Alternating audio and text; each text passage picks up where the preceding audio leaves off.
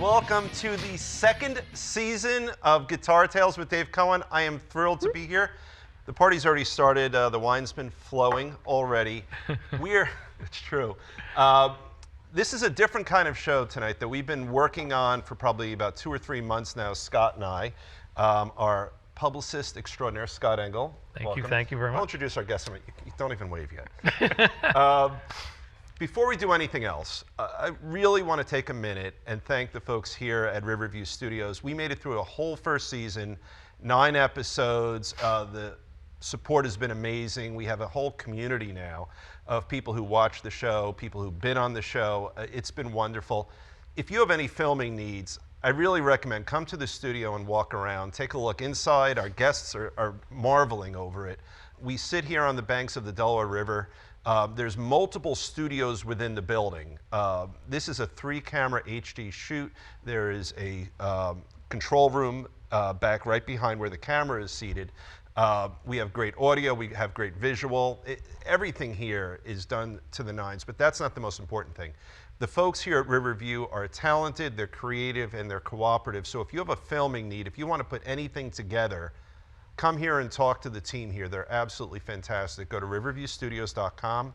I guarantee you right here, it's going to say that by the time we're done. We'll say riverviewstudios.com. All right, there we go.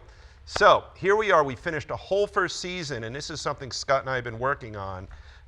This is a different kind of show. And Scott, what I'd like to do is have you introduce our guests. Sure. And talk a little bit about what we're going to get done tonight, because I'm excited about it. Yeah, well, we have 2 very special guests this evening. To my immediate right here, my good pal, Tom Jannarone, also drummer of the Smoking Jackets. He gets a stare at my butt for a good, thank you, Tom. It has its downside. And Tom's credentials are very long, but he's very knowledgeable about booking bands and what bands are doing wrong and what they're doing right and how. And next to him is my very good friend Mooch. Mooch is the lead singer, frontman of Big Bang Baby. They've been together how long? Like 19 years? 18 years. 18 wow. years. So he knows a thing or two cars. about reinventing a band and keeping it fresh and keeping the people coming in. And we'll talk more about that, I think. Well, that's great. We've set up a really ambitious agenda for tonight, and I suspect at some point this paper is going to get thrown away because we'll have too much fun. But the idea is this. This is a one-off kind of show where we're going to talk about the business of music. We're going to talk about everyone comes here with their own specific really set of credentials and experiences. And this is one of those shows where we want to take the collective wisdom of, not mine, because I don't have it and I'm not being falsely modest, I don't have it. But the 3 of you have a lot of collective wisdom, probably 90 years amongst you, of booking bands, playing in bands, refurbishing bands, and all that. And I think we'll have a lot of fun tonight doing it. But before we do that, they have to play.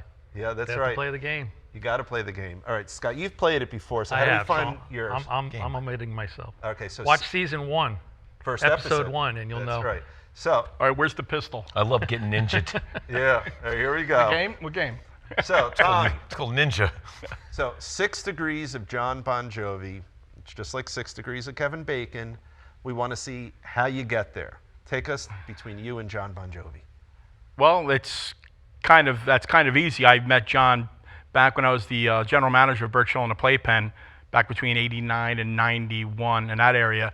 He used to come in with some of the other guys from the band, and that's where I met the whole band. They came in a few times. Okay.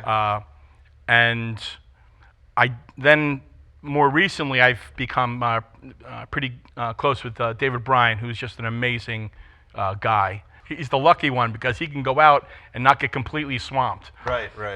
And just what an amazing guy.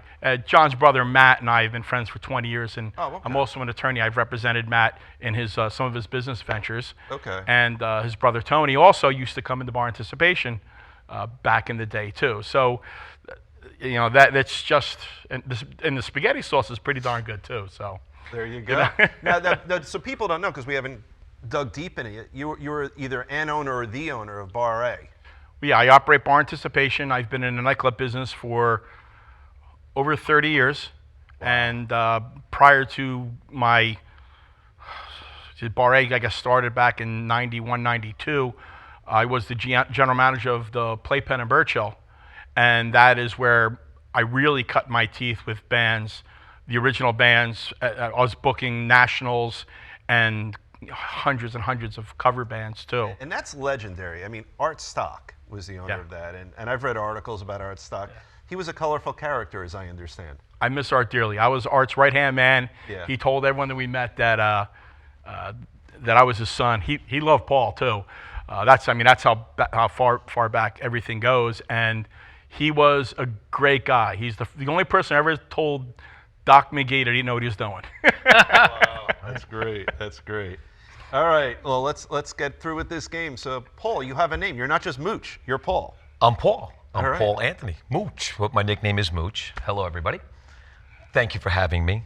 Thank you for having me. Our pleasure. It is. It's our a crock, pleasure. right? I know. This It's is a, going to be great. Oh, pleasantries. but it is. I love it. I'm glad to Check be here. hasn't but cleared yet. Not Such yet. a gentleman. No, my connection, we're playing the game because I remember you sent me the email. So my connection really only is, like I put in the email, is Sam Bora's from Woodbridge. I'm from Woodbridge. I'm a Woodbridge native. So Sam Bora is from Woodbridge. Even though personally I do not know him, somebody that I grew up with is personally great friends with him, and they grew up together. Of course, there's a story behind it. It kind of, the two parted ways, but I won't say who. I'm not going to say any names. It became a little bit bitter. Okay.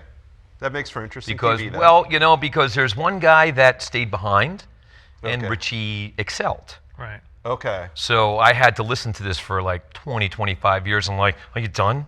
Can we just go get a burger now? I get it. You give love a bad name. Live it on a prayer. I'm good. So anyway, that connection, and I kind of knew his father, Adam, Okay. in town. All right. So, and a couple other people. But I didn't know Richie actually directly, even though he grew up in my town. And they did name a little street after him, a small little side street called Richie Sambora Way by Did Woodbridge they High really? School. Yeah, yeah. It's, yeah. Well, that's pretty cool. I Sure. do not have a street named after me, unfortunately. There's probably a whole bunch of Scott Ways, though, right? They're I'm going to gotta take be. credit for those streets. Yeah. Yeah, it's called Pfizer Way. Yeah, I thought it was called One Way. That was good. Hey, you know, before we move on, I forgot. I got swag. I got to show off our swag, and then Nice. I want to dig into you guys a little more. Scott, we know about you. We're not. Yeah, gonna I'm just talk more here about to add a comment That- or two I and laugh also- at Tom's jokes. you. You have to. So, first of all, I really want to thank the folks here at Riverview that came out with this great second generation. This is a GT 2.0 shirt, and I'm going to flip it in a minute. And then we've got the beautiful Riverview emblem on the back. That could be a hand model. There you go. What do you think of that?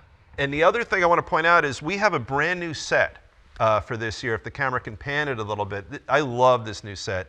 So we've freshened things up a little bit for season 2. We have a bar back there. If anyone wants to grab a drink, they can.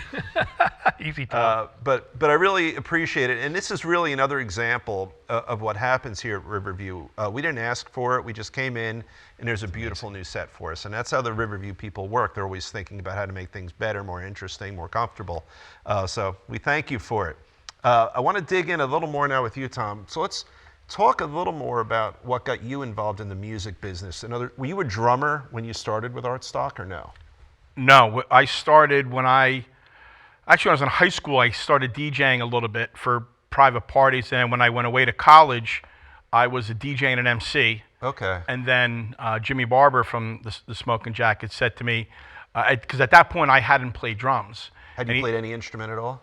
No. Okay. He'd said I was a sound man Right. back when I was in high school for Jimmy's band. In what town? A band called Sinner in Ocean Township. Okay. Monmouth County, Ocean Right. Township. Okay. And I The used to. irony, by the way. Sorry. What? Oh, yeah. The irony. I know, right? And I used to sound check the drums, and I could kind of keep a beat from watching, but I Okay. never actually played. So we went away to college, and I was DJing, and 2 guys came to him and said, "Hey, look, you know, we want to put a band together. Two guys from the soccer team, and we were on the football team." Okay. And he goes, "Be our drummer." And I said, "Okay, let me buy a drum set and learn the songs." And that's how the music thing started for me. So now you're still in college, right? So are you playing in college, or is this maybe when you're home over the summer? No, this was strictly in college. We played every keg party, and that turned into all the local bars, and then we played in Philadelphia a little bit. Oh, really? Yeah, and we played all the big senior nights. So we were pretty active in college, but every practice turned out to be a keg party because we just set up the equipment anywhere we could and just jammed, and everyone showed up with beer and kegs and people and girls, and it was crazy. So every practice There were girls there? was, yeah, right? Was kind of crazy. It was a teacher school, so there was, Never had there it was at the plenty of girls smoking there. jacket. Where did you go to school? It's called Rowan University. It was Oh, called yeah. Glassboro State College Okay. at the time. Oh, okay. Edwina Morgan, was that your band, by the way? That was a band down there, Edwina Morgan. No, the band was called the Smoking Jackets. Oh, it was even back then. It was a yeah, Smoking that's where the Jacket. Smoking Jackets started. Okay. It wasn't my name. It was the guys that asked Jimmy to be in the band. Jimmy and I to be in the band. It was they'd come up with the name. So what brought Jimmy back? Was he going to school there too? Yeah, Jimmy and I were roommates in college. Okay. Okay. So And did you go to high school together too? yes, Oh, that's pretty cool. All right. and grade school. Wow. Like yeah, from grade 1. And you still get along. Yeah, I imagine that. Yeah. That's great. All right. How could anybody? And then from that point forward, so then how did that segue into you becoming a manager working with Art Stock? When I graduated the public relations degree, and we were one of the top schools in the country, but I didn't want to go to your traditional Manhattan suit and tie kind of place Because or Philly. I remember that Rowan was known for communications. Yeah, that that was was- their thing. Yeah, that was our thing. Yeah. And And it wasn't Rowan back then. correct, it was Glassboro State College. Yep, When I yep. graduated, it was just bought by Rowan. Right. So when I graduated, after I graduated, the girl that was, I think was top in our class, she had gone on an interview with Art Stock about a public relations position to oversee his nightclubs. He had 3 nightclubs at the time, a couple horse farms, the Birch Hill Swim Club, the Jersey Shore Basketball League. There was a whole bunch of things. So she called me. Her name was Tricia Letson. I got to throw her name out there because she's an amazing, amazing girl who really gave me Your start. gave me a start. Okay. Just by referring me. She said, hey, look, I think this guy's looking for a guy. I don't think he wants a girl. I didn't really ask her why, so I showed up, and he had like 30 people sitting outside waiting to interview. I've never, it was the middle of July, and everyone's in shorts and T-shirts, and I'm in a suit. And I was dying, and he knew my parents. Okay. When he saw my name, he put me ahead of everybody else. He hired me on the spot and kicked everybody out. But very quickly, I went from the PR position. He realized how many people I knew and how much I knew about music. I became general manager of the nightclubs pretty much right away. You were like a regional manager of multiple clubs. Yeah, I was. That's a big deal. Yeah, there's one in Rochester. I wasn't up there that often, but I was predominantly at the Playpen in Birch Hill. Okay. So within 6 months of me being there, I became the GM, and then I was booking the entertainment, and it was a little different back then, booking Oh, I can imagine. as far as press kits and whatnot. Maybe I can't imagine. It was very crazy. I bet it was. I mean, there was an article I read, I don't know if it was like a New Jersey magazine, but it was about the legendary times of Art Stock. Oh yeah. And it was just a crazy time. It was crazy. It was a crazy time. It was a time where, I mean, think about how hot it was. You had Skid Row, you had Bon Jovi, because Skid Row had just hit, because this was, so you're talking 89, 90, 91. Okay. Bon Jovi's getting, Bon Jovi's not getting. He's already huge. After Slippery When Wet was what, like 85 or something, Right. and then Skid Row had just hit. And then a couple other Jersey guys, and at that point, Zach Wilde, also from Jersey, born in Bayonne, he was in Jackson at the time. Right. Zach was playing with Ozzy, Right. and so there was such huge synergy, and everybody, kind of like what Paul was saying, you had a lot of guys that just missed, and that's true of the whole Bruce Springsteen thing too. You had those guys. You had the Bon Jovi guys that almost were Bon Jovi. Then you had all the Bruce guys that are almost Bruce. Okay, yeah. And what was interesting is that all the almost Bon Jovi guys were up in the Middlesex County area, hanging at the Playpen and jamming there, and all the almost Bruce guys, like John Eddy and Glenn Burtnick and all these other guys, were all like Pony. down hanging at the Pony. Right. So it was a very exciting time for music, and I think it really caused a lot of live musicians to put together bands, because the number of press kits I got on a daily basis was staggering. It was a full-time job just trying to keep up with that. What would a press kit look like? A press kit back then was all cassettes. Okay. Typically it was a cassette and either a folder or a clear plastic folder. And what the mailman asked me, I had a milk crate at the base of my mail. My office was on the roof of the playpen. Okay. Is that the one that was at the base of the Outer Bridge Crossing? It's not at the Outer Bridge Crossing, but it's on Route 35 in Sayreville. In South Yeah, End. yeah, yeah. Bridge. But Yeah. over in that area, you're Okay. All My right. office isn't there anymore, but it is a crazy sex club. So we might have to go see. Might have to go see what my old office looks like, Mooch. Yeah, looks like we have a post-show thing to do. And so I used to have a big milk crate at the base of my mailbox, and every day it was like boom, boom, boom, boom. And I mean, you listen, some people wouldn't take it seriously and just be a piece of paper. Right. Some people, you would just leave you a cassette. And back then, a lot of people would hunt you down, which is something they don't do anymore. No one hunts you down. No one. Because it's not face to face anymore. Yeah, but It's all- and I don't, and that really hasn't changed. Like I don't know why. I don't know why that hasn't changed. Would it work if someone were to hunt you down and you would maybe take a look in their eyes and see that they're earnest and they're trying, or would it just be annoying? No, it's not annoying because it depends on how a person does it. Right. And when we talk about what you should do and shouldn't do, I can expound upon that. But there's nothing wrong with if you show it's a business, and that's the biggest problem that these bands have is that they don't approach it like it's a business. Right. So if it's a business, if I see you're coming to the club, you're watching the other bands, you're learning what's going on. You walk up to me and you say, "Hey, my name is so and so." In fact, a band called Turnstiles, who ended up doing very, very well, and I ended up managing them for years. They became a huge Billy Joel. It wasn't just a Billy Joel tribute. They did a lot of things, but they played a lot of big gigs for a lot of big money, and they came to Birch Hill. I could tell you where I was standing, and Joe Bazzone, the lead singer, he was with Rob Cash, the bass player who owns a bunch of restaurants, and he shook my hand and said, "Hey, how are you? I want to introduce myself. My name's Joe Bazzone. I have this great band called Turnstiles. This is my cassette. I really appreciate it if you gave it a listen. And hey, look, I don't want to bug you anymore. If you want to grab a beer, the beer's on me. If not, I hope you enjoy our CD."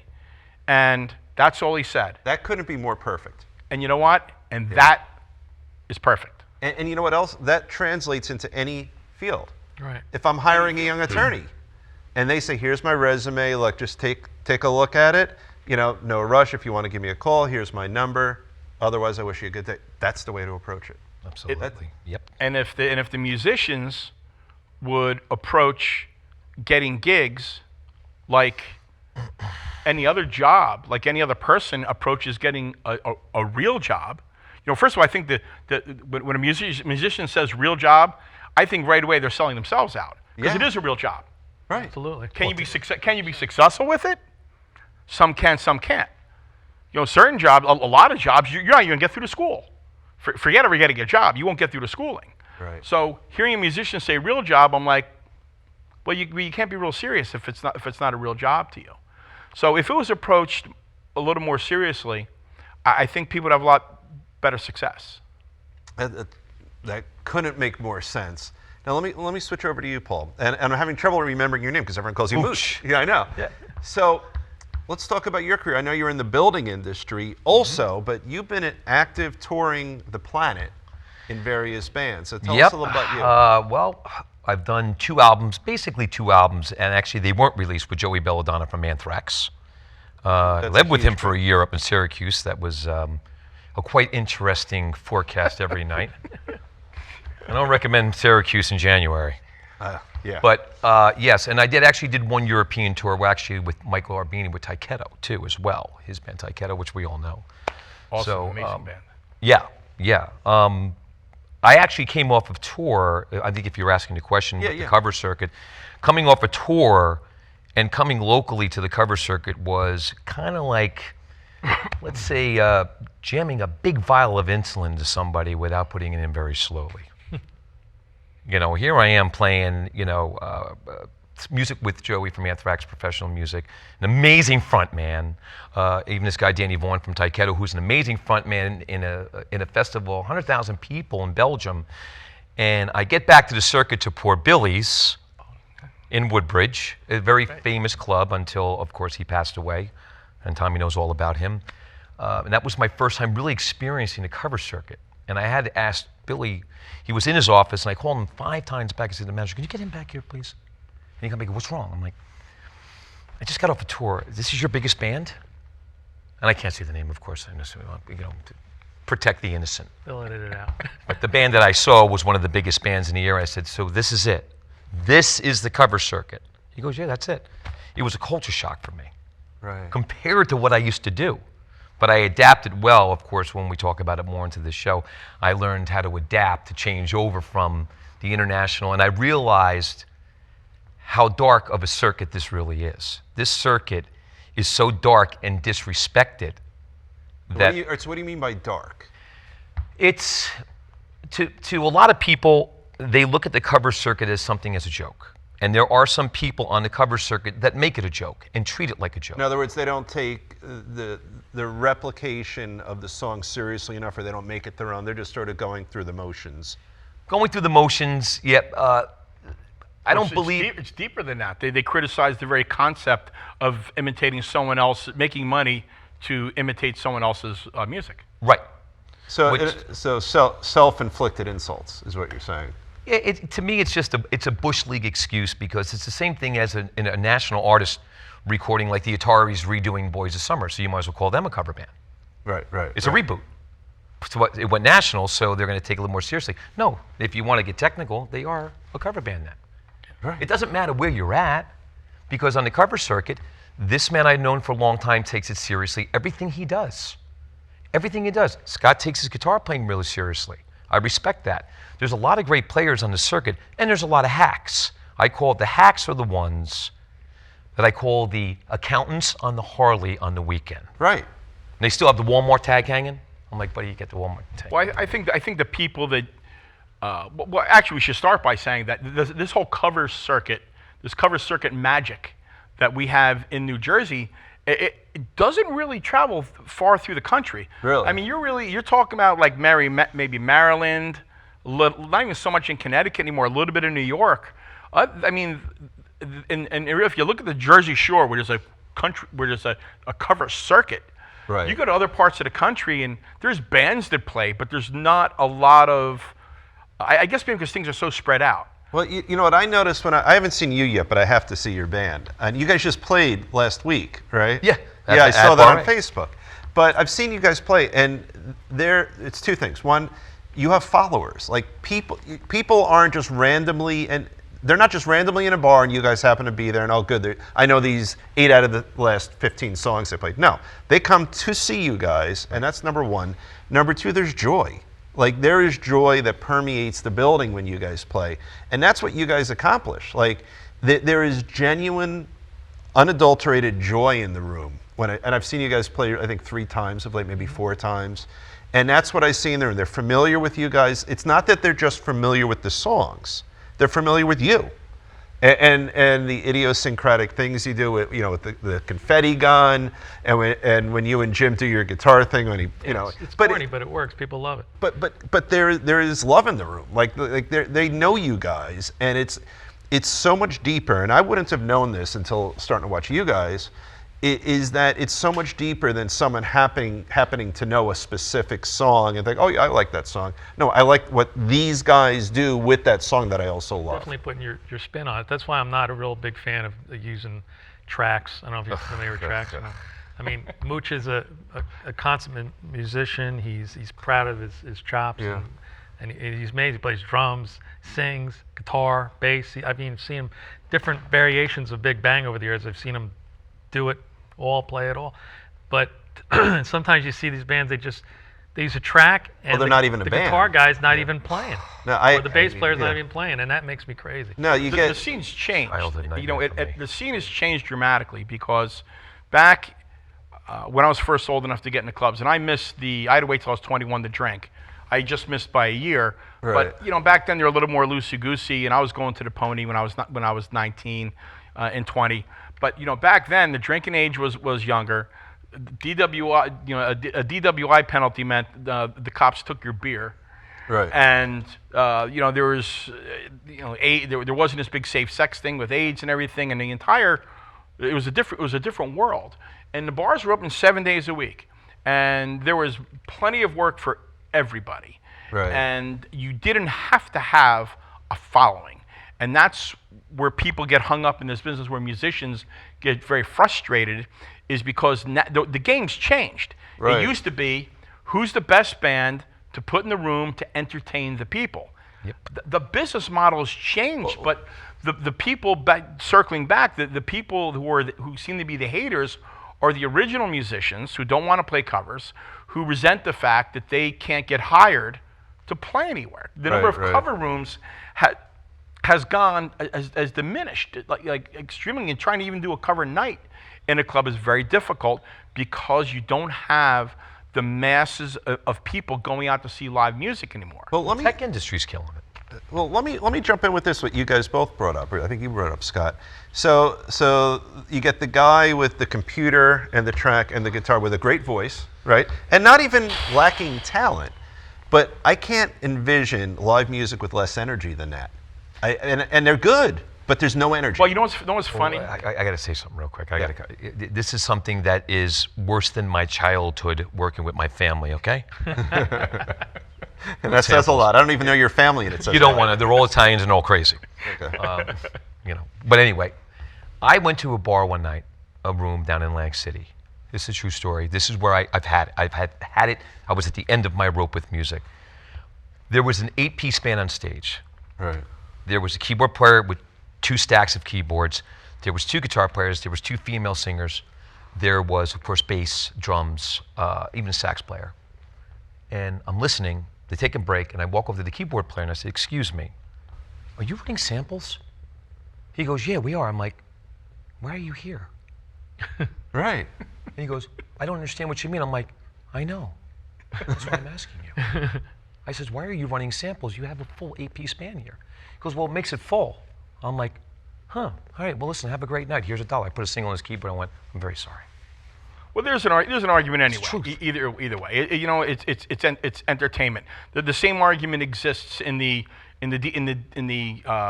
vocal circuit with the harmonizers and Or the pitch.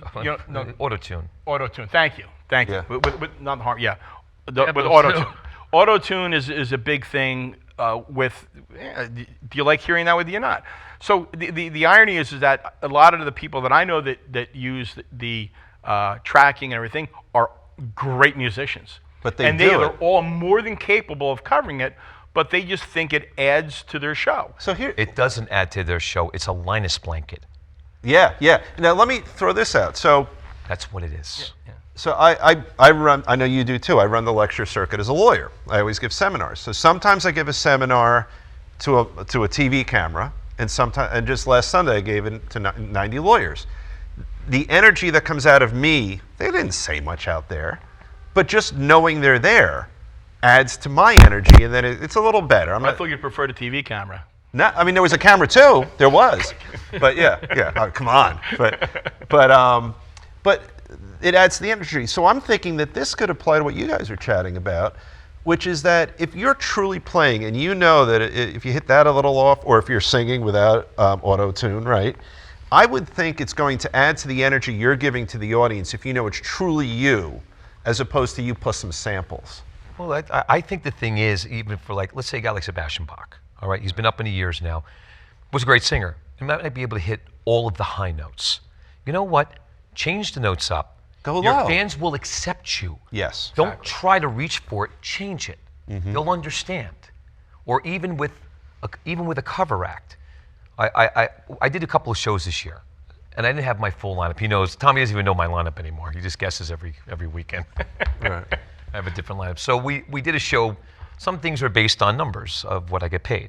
Right. So you can only afford so many people per gig. If they're giving you this much money, you can't have 8 pieces. If they're giving you this much money, you can. There's only a few. There's only a few long, outstanding venues. Of course, I started at Bar A, and Tommy was the one actually. While we're sitting here, discovered and we launched Big Bang in Bar A, our first show.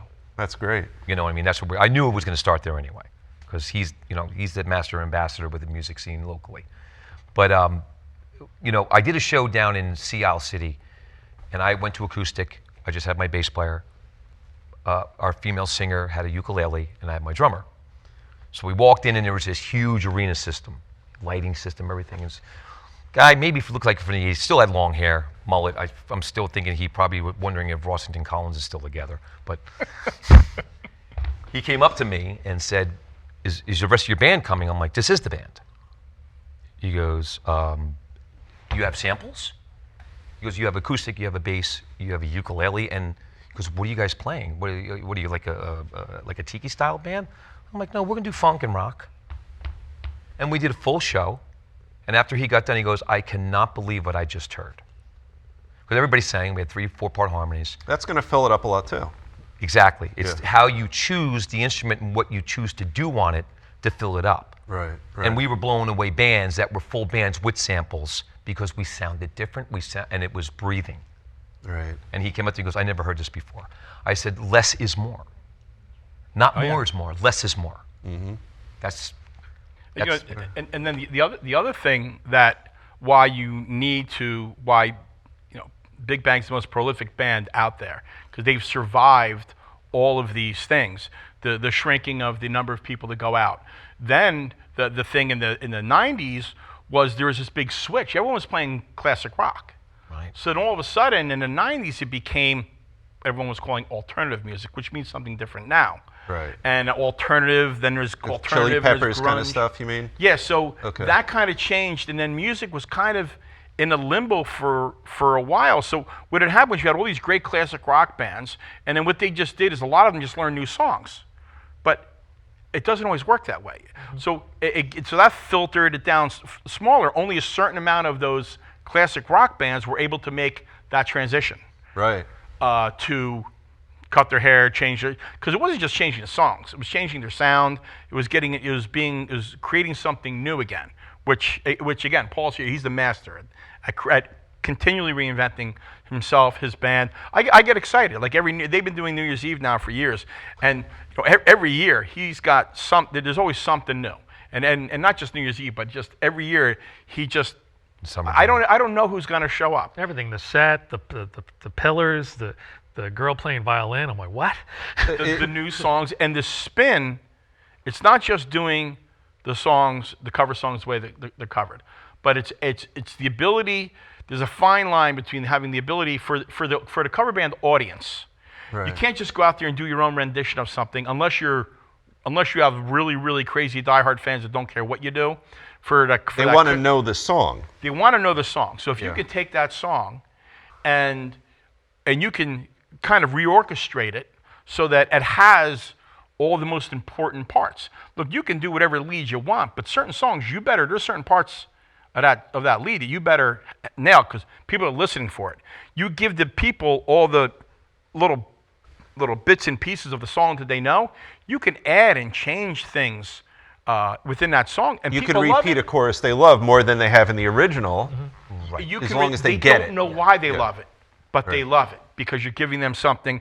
I say you're capturing that 10 seconds of lightning, and you're doing it over and over and over again. And the more times you can capture that 10 seconds of lightning in a show, the better you're going to be. And that's what I see when you guys play. What do you want to say? I wanted to add to him, and he's right. What we've lost, the biggest thing that we lost in entertainment, in the cover circuit or anywhere, is we lost personality. Right. That's what we've lost. And the reason why sampling is so bad, It's cookie cutter. it's cookie cutter, Yeah. and it's destroying the personality because it doesn't give room to breathe. Right. Let me right. tell you, there's Stop. nothing worse than seeing a band use a track. If that wasn't bad enough to me personally and professionally, and to Mooch too, I'm guessing. Yep.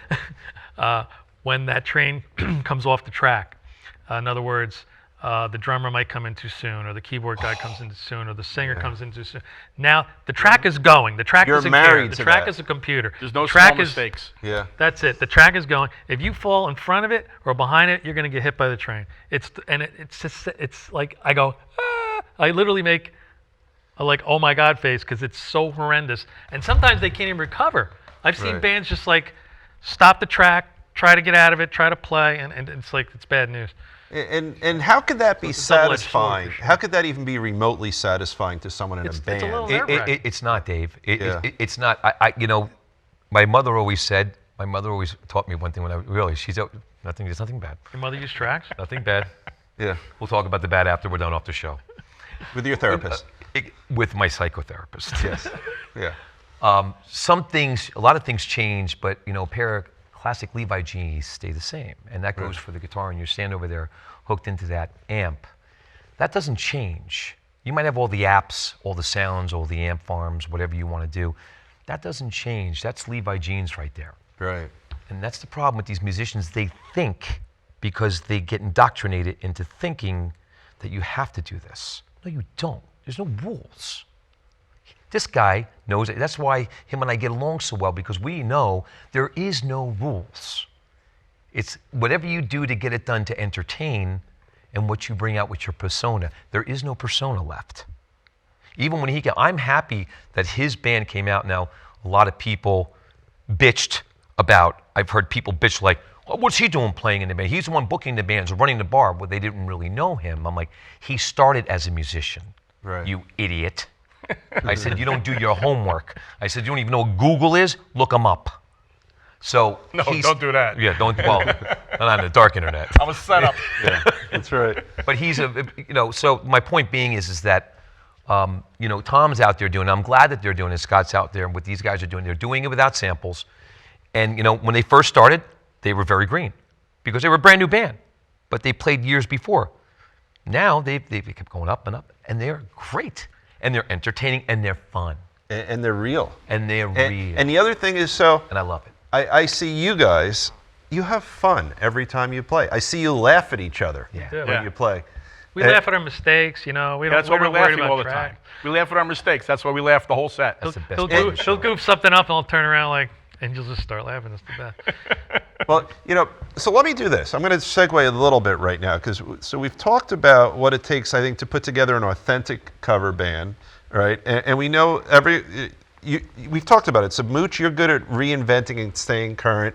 You've been booking bands forever. We haven't talked as much with you yet. You are, and you'll say, no, that's not true, Dave, but it is true.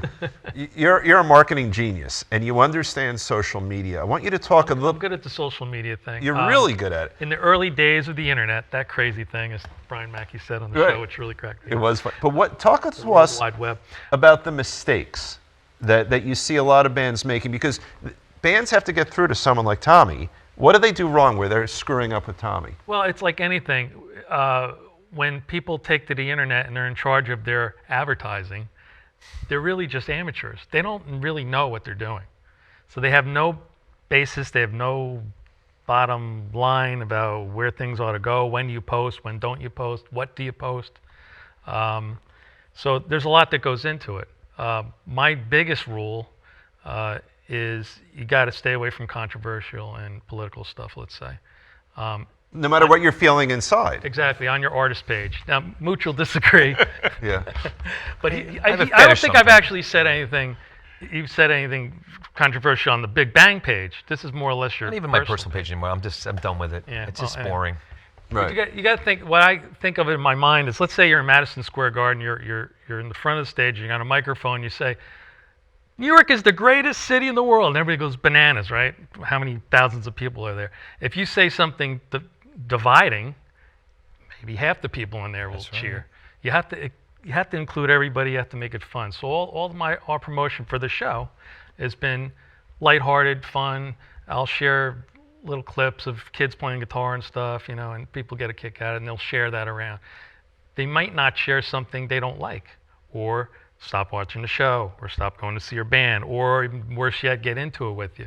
And if you Right. have a day job and you say something off kilter on Twitter or something, that can come back and haunt you and may even get you fired at your real job. So you got to try to keep it even keeled. Well, and the other thing, consistent with what I've seen from you guys, and I'm sure with your band too, you go into a room where you guys are playing, it's just joy. It's people who have either great, medium, or bad lives, and they go into this venue, they want to be uplifted, they want to feel good, they want this community around them, because it's not just the four people who went together who are having a good time, and they're not overtly necessarily interacting with these four people. They might, I mean, it's a bar, but seriously, like, if there's no hookup necessarily, but they're just enjoying it together.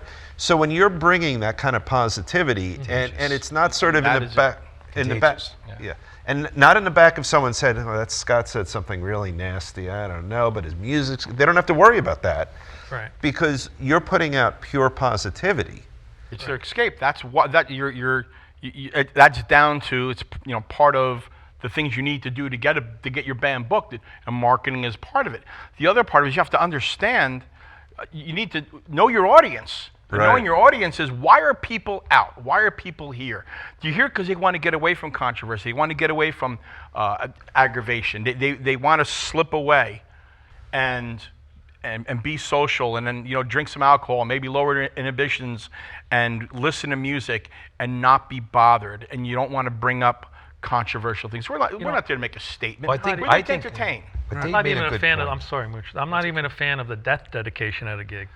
Let's say thinking that too. Tom Petty, rest his soul, and a great musician, passes away that night, and you get on stage and you cover, American Girl or something. I'm not a fan of and this is one's for Tom Petty, blah blah blah blah blah, because everybody's going to go. What are they going to do?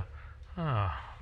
Right. And then you play American Girl, and you're going to get a kind of melancholy, reaction, and people, Let the music speak for itself. They're joyous songs. Yeah, we just played a so many. We have Eddie Money songs in our set. We have a lot of dead musicians in our set. Smithereens. And, right. And we love them all. We do. We love them all. Clients. And some of them have passed away pretty close to gigs. Right. But we never, we made it a point not to death dedicate, I call it, a song before right. we did it. Just kind of, it brings the mood down. People think- know who died. And if you're going to do a death dedication, so to speak, you could do it. You could say, this one goes out to Eddie Money, and if people that know, the people that don't. But you don't want people, to get up there and say, I'm dedicating this song to, Everyone quiet. Yeah, quiet. Little Just have a minute of Mary Lou silence. Sue lost her battle with pancreatic cancer, and she's Triggers. We're going Right, to yeah, the that can funeral trigger tomorrow. people. Not to Right. be disrespectful, but that's the those kind of things are a bomb emotionally in a room full of people who have people in their life that passed away from awful diseases and Yeah, stuff. Right. I'd like to say something. What Dave was saying when he first started was, Dave was talking about unity on stage, and you tapped on something that has been affected by me through so many members of my band. And then every time somebody in my band would run the limit in the term.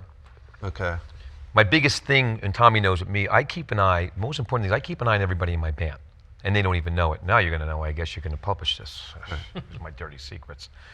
But it's my old job almost to personally manage them without them realizing it. Okay. To watch their either uptick or their downtick. And I start to see them doing a downtick. I have a talk with them.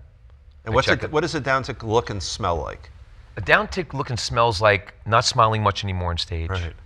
Complaining about maybe the set times, little things, or the food sucks. I just see little twists and Right. and that's the first flag for me. And then I'll pull them aside and have a talk. I say, everything all right? Everything good at home? He goes, everything's fine. I said, just checking. Right. Okay, and then I'll go another couple shows and watch if it continues. Then I'll have the second talk.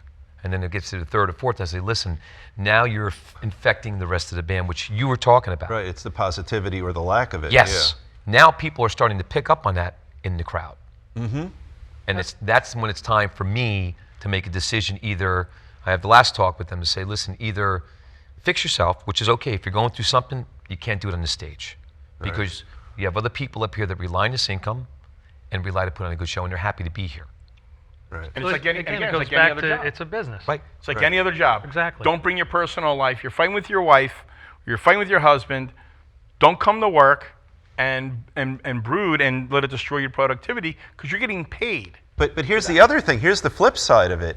What a wonderful opportunity to uplift yourself in a difficult time. Sure. So if you're having a rough time at home, maybe the flip is to say, I'm going to experience the satisfaction of creating music, pushing music out into the crowd, feeling their happiness come back to me, and then that could become a positive.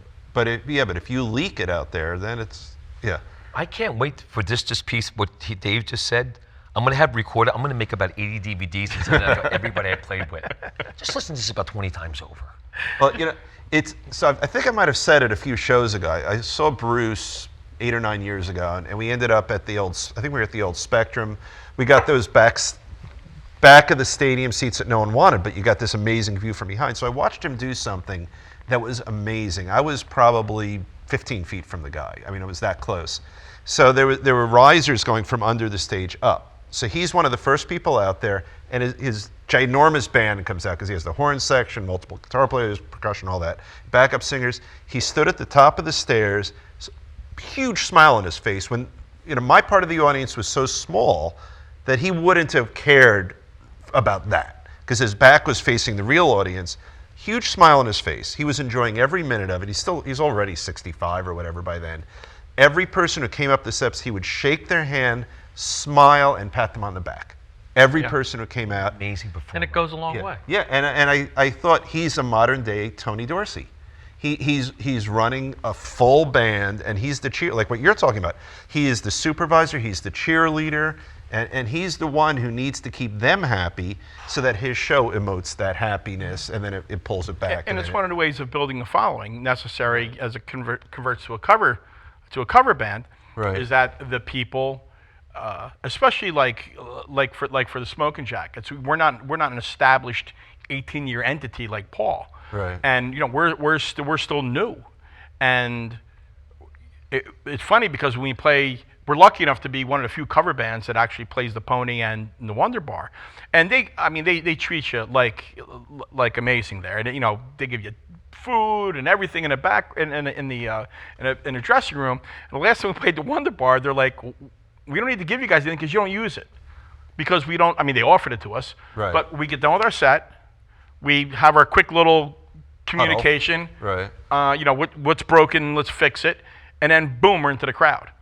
Oh, that's great. And Yeah. you know what? And it can be aggravating because you're pulled in 50 different directions, and because you've invited so many people on a personal basis, and everyone wants to say hello to you. So, but if you don't do it, all these people, look, they're spending their hard-earned money and, more importantly, their valuable time to come and watch you perform. So you have to give them. I feel you have to give them something back aside from the performance.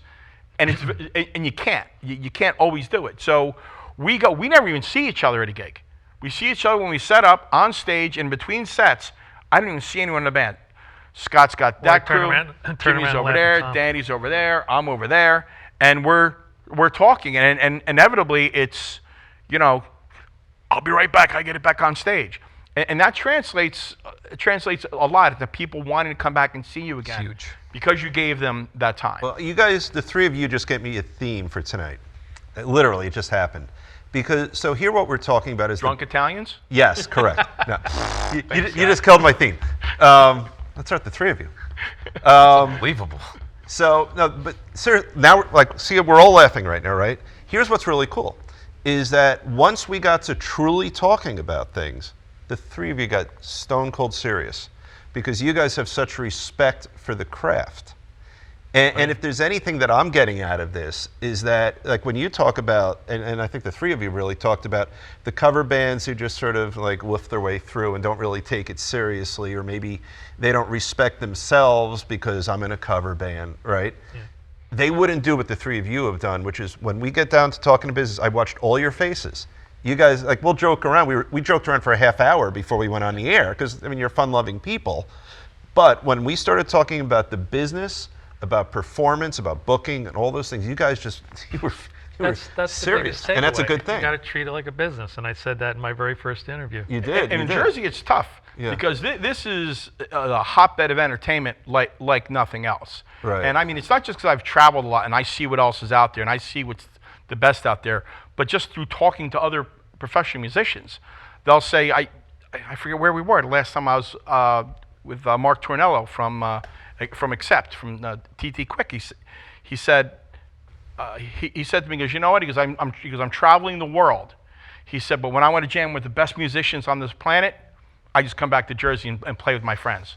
That's wonderful. Because and he's, you know what? And he's right. And these guys, #1 hotbed in the country for guitar players. I mean, at one point. These I believe guys, that. these guys that play up and down, all over in this circuit are amazing, amazing. It's just, I have respect for them.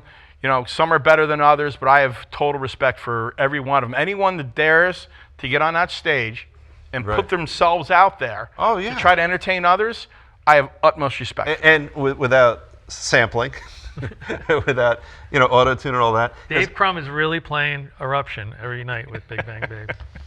That is a point of And he contention. can actually get away with it. And now if we can get Well, it's a speech set up for it. now if we could actually get these guys, I think people would be more happy if they learned how to get themselves booked, and they learned how to treat it like a business. And Yeah, but you're wishing something that most can't do, because, no offense, artist to artist, but most artists learn their instrument, not a business. That's true. why they need proper representation, and I keep telling them Well, it's that. the same thing with the advertising thing. Nobody went to school to advertise. Fine, if Now you can't do it you're yourself, putting you hire social somebody. media here, which is a gigantic advertising tool. And- They and have yeah. no idea how to use. And you can't keep up with it. I've been marketing on the internet ever since Al Gore invented it, and Right, you know, I missed it. you missed that one. Wow. But I mean, good. I was promoting things online back in 1994 when I was on AOL, paying by the minute. Right. All the social medias. The joke was, Scott knows that when first there was MySpace and Facebook, all these things, I would take all the competing nightclubs. I would take all their names.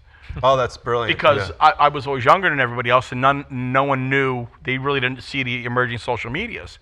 And I mean, quite frankly, what Paul's saying is right. It's too much. If you're a full-time musician, there's no way in a world that you can be proficient in the marketing of your band. So is It's one a of the- jack of all trades and master of none. Right. So is that one of the takeaways from all three of you tonight, that if someone is a full-time musician, they shouldn't and can't do the, well, I want to talk about rebranding of a band in a minute, but say the marketing and the solicitation to get live gigs. Do you think they really need representation for something like that? You know what? I don't know about the booking. Having an agent has its advantages and disadvantages. All right. I don't know that a person needs an agent, at least not initially. Maybe I think an agent is probably more valuable. When you first start, I think you should do without an agent. I think you should make a go at it yourself and see what you can do. Mm-hmm. Then, if you can't do it, you should try an agent. And if you're very successful, you should have an agent, because you need. At that point, it's really Negotiating, mass too. organization. Yeah, it's But And when if you have a Scott, you're going to have such a big internet presence that I would imagine that almost sells you. If someone comes to you and it's like, I've got this band and we've got 8,000 followers on Twitter or something, that's going to mean something different to you than if they have 12. Well, exactly. And what's interesting is that when it comes to booking a band, the biggest mistake that these guys make is, number one, know your audience. Right. There's nothing more aggravating to me than people who who just contact me and they'll say, "What kind of music do you do?" If you haven't done your homework, if you don't know, And they're not talking to you as a drummer, they're talking to you. I'm talking about like for example, Bar Anticipation, where I book all the live entertainment. Right. They'll say, do you guys do live music? Well, you should do your homework. It's not very difficult. You can go online and you should know the format of what we do, the days we do, the specials, the special events. You should know. If a person comes to me and says, "Hey, look, you guys have that spring bash in April. I'd love to get on that lineup." That's almost 2 minutes worth of work, though. It is amazing, and He's a drummer for that and I one. was telling Scott that I should put their compilation of messages. I recently had a voice message from this girl, and I have it on my phone. I can't play it because she has her name and everything, and she rambles on and on and on. She talks herself into a pretzel, and then says, forget it," and hangs up. That was a girl who was representing a band. I was about to say that person needs representation. No, but this is the person representing them. But the problem is the person representing the band is someone's husband, someone's wife, someone's cousin, right. the bass player. Or the food and beverage person down in Atlantic City. Well, that's another. The food and beverage person that's another reporting to the management on the band. I'm like, well, why don't you just have an electrician fix your toilet? Right. But they don't know their market, and they don't know who to talk to. So they're starting out with two strikes against them, and then what's interesting, the social media aspect of it is that's part of the marketing. What are you, I always say that, why are you different? If I'm going to hire you, I want to know why. Right. Is it because look, you could be half the band as the next band, but if you bring a lot of people because it's a business, then I might be interested. So I want to know why you're different. What about your band is special, rather than just the same old thing. I can't tell you how many times I've told an agent, they go, what did you think? I said, man, they're great. What am I going to do with them? Right. Happens all the time. Are they bringing bodies in the door? And they need to have a plan. Right. You need to have a plan. So most recently, everyone was talking about this new place, Blue Grotto, at Monmouth Park Racetrack, about what a great place that is. Well, I made it a point, again, what I say before, one of the things about getting yourself booked is that personal interaction. I heard that the guy was booking it was at one of the benefits of bar anticipation. I walked up to him. I introduced myself. So welcome to bar anticipation, whole thing. I said, I don't know if you heard or not. I said, I have a band called the Smoking Shack because I hear your room's real hot. I said, you know what? I said, I'll be happy to send you some information on us. I just want to shake your hand so you know who you're talking to. I'm going to send you some information. We'd love to play your room. I said, I'll contact you. I didn't even ask him his contact. I said, I'll contact you. Because you could figure that out. So he said to me, oh, you guys have a Facebook page? I said, yeah. He said, what is it? I said, the Smoking Shack. Because he went on there, and he looked at it, he said, oh, wow. You guys have whatever it was. You'll know, like 4,800 or 40, whatever it is, however many followers on Facebook. And he said, right away, he goes, give me your number. Because he's smart. Because he saw that he saw that presence. Right. And and then What if 4,000 were from Indonesia? Yeah. Well, you know what? The Russians hacked our Facebook page. That's what it is. Well, that's the thing. People always say to me, "Well, how do you get followers?" You can share little jokes and videos and things, and people will see it, and they'll like it, and then Facebook says, "Joe Schmo liked your video, but he's not a fan of your page."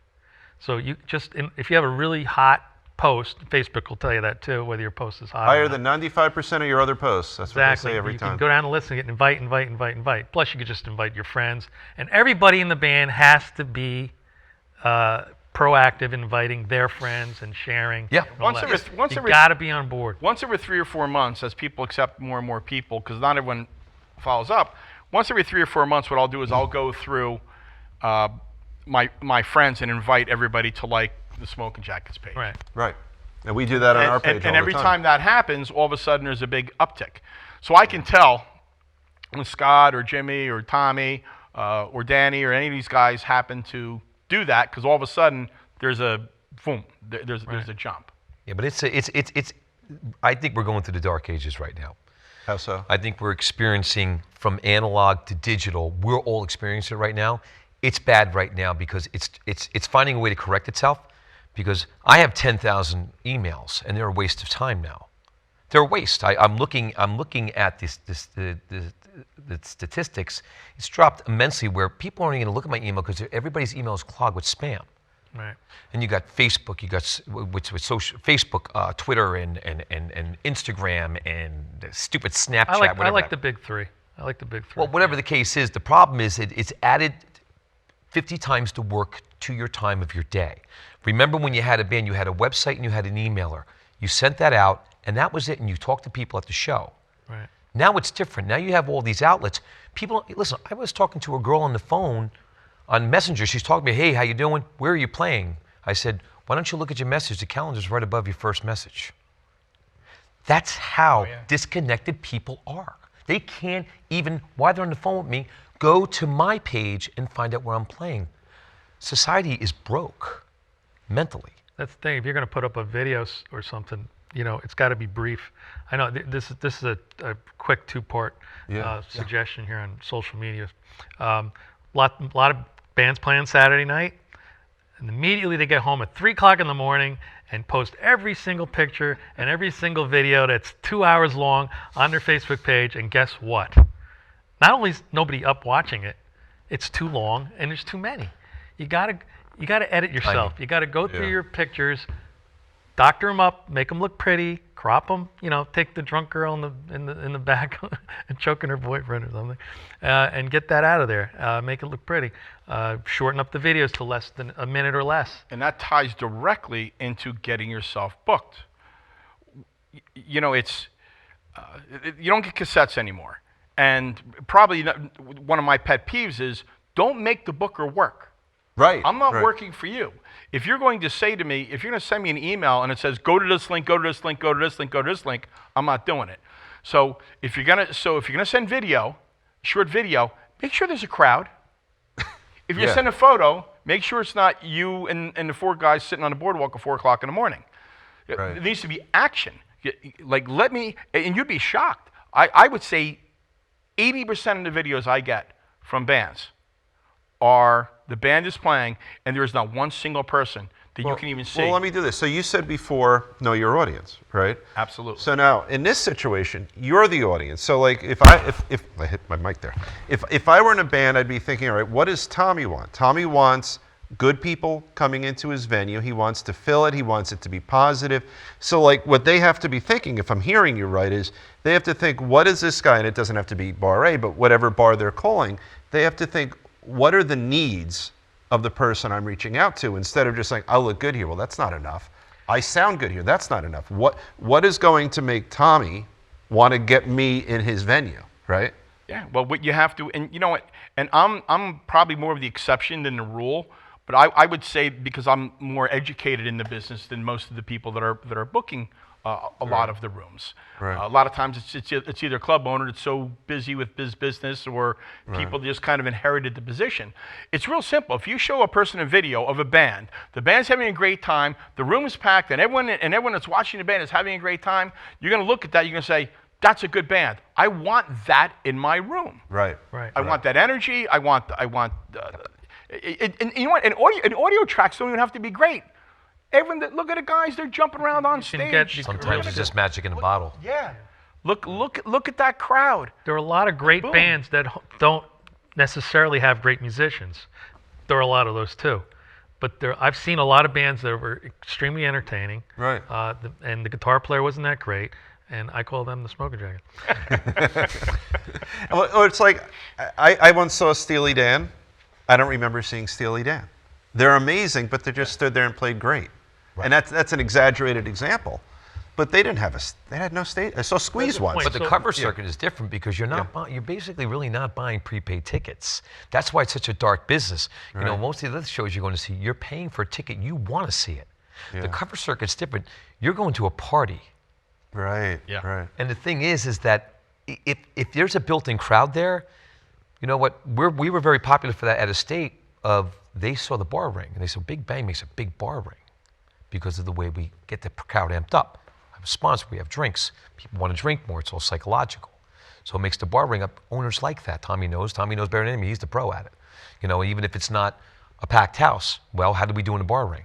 Did the band keep the crowd that was existing there? Well, because it's a bottom line business, even more so. I mean, if you're playing PNC Arts Center, you know, or anytime I was booking a national, how much the national got paid was based on seats. Right. And assuming that they're going to sell out the house. So there's a formula. With the cover bands, what they don't understand is that there is a formula, and a lot of times. But it's not the formula they think it is. Exactly. But a lot of times they're like, well, we'll entertain. Here it is every time.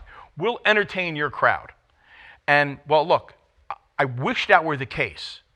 I wish that were the case. But the bottom line is, we need help bringing people in. Now, sadly, there's people in this business that own or operate clubs that don't help the bands. You can't throw a band out there and expect, if you're booking bands expecting them to fill your room, you're not going to last in the business. You've got to work with the bands and help the bands. And you know, part of the formula is, if you're not charging cover, you need a bar ring, because that's how you're paying your staff, your insurance, your electric, your entertainment costs, the DJ, the sound guy, all those things all come into it. And if there's not a cover charge, you've got to do it another way. Like you said, it's not just having them there, it's keeping them there once they're there. And the cell phones have changed that. Technology has changed that, because you know why? Because if they're not having fun in that first set, it's harder. If they're not having fun in that first set, you know what they're doing? Click, click, click, it sucks here. Where are you guys? Right. Or, it's great here, come here now. Yep. And that's It's no longer. He's right. It's no longer. If you were a cover band in the '90s and early Y2K, you could do a song and just sit there for 3 minutes on stage with dead silence while you're drinking a beer, and everybody would be hanging. Now, just like Tommy said, and I witness it all the time, with the new thinking and the ADHD, you're halfway through a half a song, and I'll catch females walking off the dance floor, because that's how bad their attention deficit disorder is. That's how it's ramped up over the years. I've watched it climb over the years. Right. And watched myself work harder. At one point, I used to say, well, this show's key, this one's not so key. This show's this. Now, and I get into a couple of years later, well, this show's more important. We got to start remembering this one. Now, it's ramped up all the way to, this song's important. I actually did a song, and it was at Bar A, and it's funny because it's entertaining too, because we were in the middle of a song, and I looked at the whole band, stop right now. We just stopped right in the middle of the song. Dead silence, and then the whole crowd went, now I was like, now I ought to have your attention. Oh, that's funny. Because they were on their phones, they didn't like the song, so I stopped the band right in the middle. I said, now I have all your attention, because they all looked up at me. That's a great idea. You know, it's funny. I took my son out to dinner 3, 4, 5 weeks ago. I was really happy with one of our promos for the show. I say, Max, take a look. And he had to sit through maybe 70 seconds. He made it to 30. Wow. He's just turned 17. And it's very true. Congratulations on getting 30 seconds. I was proud of that. But why? I had texted it to him, but no, I had to take my phone, and he's such a nice boy. He wasn't interested at all. But when Dad's putting it in front of him, he forced himself to suffer through 30 seconds worth. Yeah, that's really cool, Dad. And then he just took his phone out and went back. But so it's a different thing. Now, what I told you guys before we started that has proven true, this is our 10th episode, beginning of season 2. We've broken an hour already. So what I want to do right now is get some closing thoughts from each of you. Let me start with you. We haven't really delved into how Tommy said, you keep your band fresh. Give us some thoughts about how bands lose it and they just get stuck with their mullets and Rosington Collins versus how you guys have managed to stay on top. What are some thoughts? It's really hard. I think for most musicians need guidance. They learn the instrument proficiently, Right. but they need guidance. When they start thinking out of the box, aside from their instrument, is where I step in, because there's only a few rainmakers. There's a lot of musicians, a lot of talent, but there's only a few rainmakers, and one sitting next to me right here as well. You know, and the rainmakers are the ones that keep an eye on everything and keep an eye on the trends before they turn, and that's what I do. Right. I watch how it gets started. Even when I'm doing a song on stage, I know how long it will last, 6 months, a year. I'll watch how we play it. We start to get exhausted playing it. It doesn't convey as much to the crowd. It's time to get rid of it. Well, it's still popular. Doesn't matter. We're sick of playing it. It's going. And then the audience doesn't feel it from you. Right. So I start to refurbish that. And then there'll be what I'll do every year. But every year I'll always have a new theme for a show, especially at Bar A, where that's our home, where we started. Right. We'll have one show called Summer Jam, Memorial Day kickoff, and then we have the New Year's. Those are special shows to refresh, to give somebody different a visual of who we are. Right, right. You know what I mean? To go back to the other thing. But I'll always refurbish my show with something new, a new instrument. Like you said, I brought a fiddle player in for one season. Or, you know, maybe next year I'll bring the guy in from the subway with the spackle buckets. I don't know. I like it. Whatever the case is. But and what I did for a long time too is my band was rotating almost like Neil Peart's Kit did, went in a circle. Yeah. We did that with the stage. We rotated everybody. 3 songs and it moves. 3 songs and it moves. 3 songs. Everybody's getting a different visual of who's where. So they're not looking at my guitar player all night just over there. So we're moving it because people get visually bored. What you're really talking about is you're keeping your eye on the ball. Before the ball even drops. Right. That makes sense. That's closing thoughts, Tommy. How to get past you into your venue. Well, they need to number one, they need to take it seriously, and understand that it's a business. And I've said in the past, I've said this to Paul, is that, you know, a lot of these musicians are the original millennials, and, you know, I'll get grief for saying that, but there's a sense of entitlement. Right. You're not entitled to get a gig at any bar anywhere. Right. It is a job. It is a real job. You need to take it seriously. You need to understand your market. You need to have a plan. Know what you're going to do. You have to sell yourself. And when you're selling yourself, like for me, I'll say, show me, don't tell me. You don't tell me how great you are. And you know what else don't do? Don't tell me how much better you are than all the other bands that play. Oh, we're better than this band. We're better. You know, once a person starts with that, I know they have an attitude. I won't even go near them. Right. You know, don't try to, don't talk bad about any musicians, even if they deserve it. You shouldn't do that. I mean, you know, they're there and they're there for It's a all reason. negative energy. So yeah, so if they can approach it like a business, put the energy into it, be professional, have something different, know how to market yourself, and come to you with a plan. I mean, very few people come to you with a plan and say, hey, here's what I'm going to do, here's how I'm going to promote the gig, and here's why we're different. Rather than, I get, oh yeah, we play a lot in New York, we want to get it down on the Jersey Shore. We play a lot in Pennsylvania, we want to get down on the Jersey Shore.